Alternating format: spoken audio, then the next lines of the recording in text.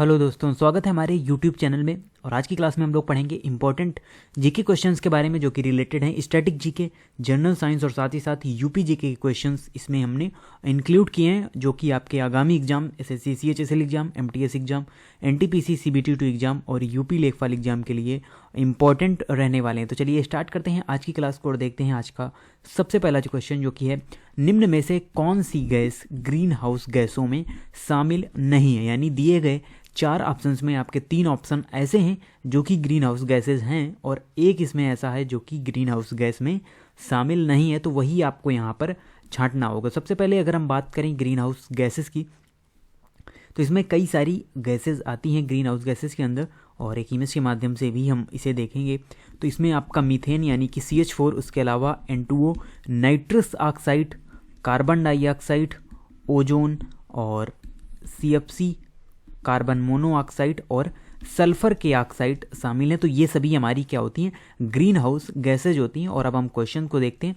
तो यहाँ पर सबसे पहले दी हुई है कार्बन डाइऑक्साइड CO2 जो कि एक ग्रीन हाउस गैस है, और उसके बाद मीथेन, ये भी एक ग्रीन हाउस गैस है, और नाइट्रस ऑक्साइड ये भी एक ग्रीन हाउस गैस है। और यहाँ पर सही आंसर होगा डी नंबर, नाइट्रोजन। तो अगर हम बात करें जो नाइट्रोजन की ऑक्साइड है यानी नाइट्रस ऑक्साइड है वो तो ग्रीन हाउस गैस में इंक्लूड होगा, लेकिन जो हमारा नाइट्रोजन है यानी nitrogen gas green house gas नहीं है। ये बात आपको ध्यान रखनी है। इसीलिए आपको यहाँ पर कंफ्यूजिंग ऑप्शन दिए जाते हैं किसी भी एग्जाम के अंदर जिससे आप कंफ्यूज हो जाएं, क्योंकि nitrous oxide green house gas में शामिल है जो कि नाइट्रोजन का ही एक ऑक्साइड है, लेकिन नाइट्रोजन शामिल नहीं है। बढ़ते हैं अगले क्वेश्चन की ओर। अगला क्वेश्चन है, निम्न में से कौन सा विटामिन सामान्यतः वृक्क में बनता है। वृक्क का मतलब यानी कि किडनी में बनता है। आपको बताना है कौन सा ऐसा विटामिन है इनमें। तो इसका जो सही आंसर होगा वो होगा विटामिन डी, जो कि हम प्राप्त करते हैं, यानी सूर्य की रोशनी से भी हमें विटामिन डी प्राप्त होता है। और यही एक ऐसा विटामिन है जो कि किडनी में बनता है सामान्यतः अगर हम बात करें। उसके अलावा बात करें विटामिन डी की कमी से कौन सा रोग होता है, ये भी क्वेश्चन कई बार पूछा जा चुका है। तो जो रिकेट्स रोग होता है यानी हड्डियों से संबंधित जो रोग है रिकेट्स, वो विटामिन डी की कमी के कारण ही होता है। उसके अलावा बात करें विटामिन सी, तो विटामिन सी की कमी से यहाँ पर स्कर्वी रोग होता है। और विटामिन सी जो भी हमारे खट्टे फल होते हैं उनमें पाया जाता है। उसके अलावा विटामिन ए की कमी से रतौंधी रोग हो जाता है, यानी आंखों से रिलेटेड जो प्रॉब्लम्स हैं वो विटामिन ए की कमी से देखने को मिलता है।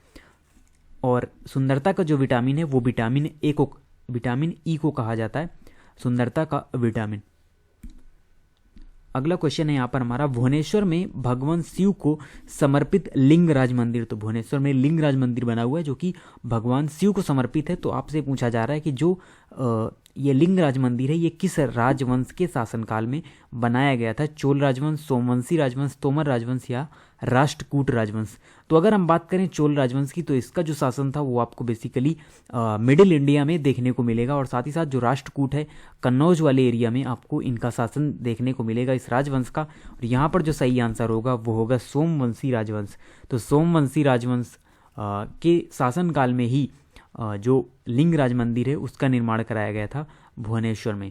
अगला क्वेश्चन है 2011 की जनगणना से, और आपने देखा भी होगा हमने अपनी सीरीज के अंदर कई सारे क्वेश्चंस यहाँ पर इंक्लूड किए हैं 2011 की जनगणना के अनुसार। तो आपको काफ़ी सारे जो डाटा हैं वो यहाँ पर पता हो गए होंगे इन 2011 की जनगणना से रिलेटेड। और हम डिफरेंट टाइप के क्वेश्चंस आपसे पूछते रहते हैं समय समय पर। हर एक क्लास में आप देखेंगे 2011 की जनगणना के अनुसार कौन सी भाषा सबसे अधिक बोली जाती है, कहाँ का जनसंख्या घनत्व तो बहुत अधिक है, कहाँ का क्षेत्रफल अधिक है, सभी के बारे में हम ऑलरेडी बात कर चुके हैं। और आज का जो हमारा क्वेश्चन है वो है 2011 की जनगणना के अनुसार किस केंद्र शासित प्रदेश की साक्षरता दर सबसे अधिक है। तो ये क्वेश्चन हमने पहले भी पढ़ा था, लेकिन हमने क्वेश्चन को थोड़ा सा घुमाकर वहाँ पर आपसे पूछा गया था कि पूरे भारत की अगर हम बात करें उसमें राज्य भी शामिल है, केंद्र शासित प्रदेश भी शामिल है, दोनों को मिलाकर केरल के बाद दूसरी सर्वाधिक साक्षरता दर किस राज्य की है।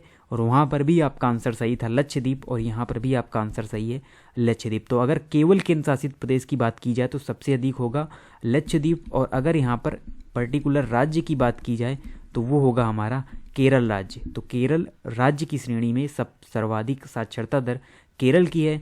और यहाँ पर आपसे केंद्र शासित पूछा जाए तो लक्षद्वीप होगा, और जिला पूछा जाए तो वो होगा आपका शेरछिप जिला। तो शेरछिप जिला की जो साक्षरता दर है वो सबसे अधिक है। तो ये सारे आंकड़े आपको याद रखना है 2011 की जनगणना से रिलेटेड। अगला क्वेश्चन है, वन्य जीव सप्ताह भारत में जीवों के संरक्षण के उद्देश्य से मनाया जाता है, यानी to protect flora and fauna we celebrate the wildlife protection week. अब इसमें बात की जा रही है इसे किस महीने में मनाया जाता है। तो बात करें अगर हम वन्य जीव सप्ताह की, तो ये मनाया जाता है अक्टूबर मंथ में, और 2 अक्टूबर से 8 अक्टूबर तक इस वीक को मनाया जाता है, जो कि वन्य जीव संरक्षण के लिए समर्पित होता है। बेसिकली जो वन्य जीव है उसकी हमको क्या करना चाहिए, उसका संरक्षण करना चाहिए, जो कि नेशनल पार्क है, वाइल्ड लाइफ सेंचुरी है, उसके माध्यम से जो हमारी सरकार है वो तो इनका संरक्षण कर ही रही है, और हमें भी एज अ ह्यूमन एक हमारा नैतिक कर्तव्य बनता है अपने आसपास का जो हमारा वातावरण है, पर्यावरण है, उसकी रक्षा करना। तो ये जो सप्ताह है वो मनाया जाता है अक्टूबर मंथ में। अगला क्वेश्चन है, redesign the world a global call to action नामक पुस्तक के लेखक कौन है, यानी ये जो बुक है वो किसके द्वारा लिखी गई है। तो यहाँ पर जो आपका सही आंसर होगा वो होगा सैम पित्रोदा। तो सैम पित्रोदा के द्वारा ये बुक लिखी गई है, redesign the world a global call to action. अगला क्वेश्चन है, केवल जलमग्न वस्तुओं द्वारा उत्पन्न ध्वनियाँ प्राप्त करने के लिए प्रयुक्त उपकरण निष्क्रिय प्रणाली क्या कहलाती है। तो अगर जो जल के भीतर हम जब भी किसी वस्तु का हमको पता लगाना होता है, तो जो हमारी सबमरीन होती हैं, पनडुब्बियाँ होती हैं, उनके द्वारा किस प्रणाली का उपयोग किया जाता है। तो यहाँ पर आपका आंसर सही होगा सोनार प्रणाली। तो सोनार प्रणाली के माध्यम से ही यहाँ पर इस प्रणाली के अंतर्गत अल्ट्रासोनिक जो वेव्स होती हैं उनका उपयोग किया जाता है, और जिससे जल में कोई अगर वस्तु है उसका हमको पता चलता है, क्योंकि इसके द्वारा सबमरीन से जो साउंड वेव्स हैं वो भेजी जाती हैं, फिर वो टकरा कर आती हैं, तो उससे हम एग्जैक्ट दूरी का पता लगा पाते हैं उस ऑब्जेक्ट के बारे में। यानी कोई ऑब्जेक्ट अगर सरफेस में है या कोई ऑब्जेक्ट जल के अंदर है, तो हम यहाँ पर इस प्रणाली का उपयोग करते हैं। और अगर हमको गहराई नापना होता है तो जिस यंत्र का हम यूज करते हैं उसे हम कहते हैं फेदोमीटर। अगला क्वेश्चन है, पंथी लोक नृत्य निम्न में से किस राज्य से संबंधित है। तो बहुत सारे जो हमारे लोक नृत्य हैं, फोक डांस हैं, या उसके अलावा जो हमारे ट्रेडिशनल डांस हैं, शास्त्रीय नृत्य हैं, उनके बारे में हम समय समय पर पढ़ते रहते हैं। बहुत सारे नृत्यों के बारे में हमने पढ़ा, और आज आपसे पूछा जा रहा है जो पंथी लोक नृत्य है ये किस राज्य का लोक नृत्य है। तो इसका सही आंसर होगा छत्तीसगढ़। तो छत्तीसगढ़ का ही लोक नृत्य है पंथी लोक नृत्य। और कल की क्लास में हम लोगों ने पढ़ा था तापू या टापू जो लोक नृत्य है वो अरुणाचल प्रदेश का लोक नृत्य है, जिसके बारे में हमने कल पढ़ा था। अगला क्वेश्चन है, भारतीय संविधान के किस अनुच्छेद के अनुसार संसद के दोनों सदनों के सदस्यों को वेतन और भत्ते प्राप्त करने की पात्रता होती है। यानी संसद के दोनों सदन, लोकसभा और राज्यसभा के जो भी सदस्य हैं उनको एक निश्चित वेतन और भत्ते दिए जाते हैं। तो इसकी बात किस अनुच्छेद में की गई है हमारे भारतीय संविधान के अंदर। तो इसका जो सही आंसर होगा वो होगा अनुच्छेद 106। तो अनुच्छेद 106 के अंदर ये प्रावधान किया गया है कि जो भी संसद के दोनों सदनों के सदस्य होंगे उनको वेतन और भत्ता प्राप्त करने की पात्रता होगी। किस प्रकार से होगी ये सभी चीज़ें वहाँ पर दी हुई हैं।